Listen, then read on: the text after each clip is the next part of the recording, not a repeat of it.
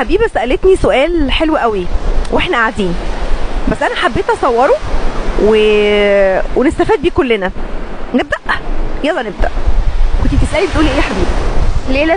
ليه لازم نحس بقيمتنا؟ السؤال ده جميل قوي يا جماعه.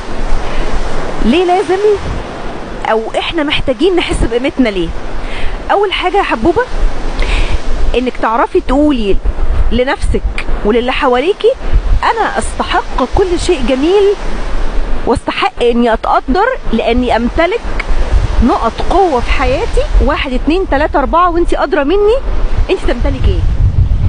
تاني حاجه ما تقبليش الاهانه.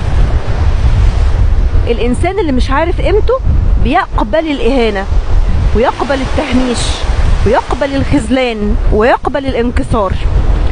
تالت حاجه انك تعرفي تحمي حدودك كويس قوي قوي، وتعرفي مين اللي يخش حياتك ويضيف لها ويأكد على وجودك وقيمتك ويضيف لك ويقويكي اكتر واكتر، ومين الناس اللي لو دخلت حياتنا تنزلنا الارض وتسبب لنا انكسار وخذلان وضعف، وده اللي احنا مش عايزينه.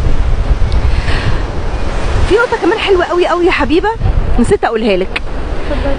احساس الاحباط اللي بيجي للبني ادم هو اللي بيسبب الاكتئاب، وباب كبير قوي قوي انك لما تعرفي قيمتك وتحوطي نفسك بالناس اللي تقدرك وتزود القيمه دي، هو ده السلاح القوي لاحساس الاحباط، وهو اللي بيخرجك منه بسرعه جدا.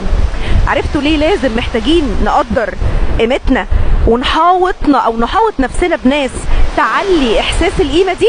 دي بقى مفهوم وخلاصه النرجسيه الصحيه. باي باي.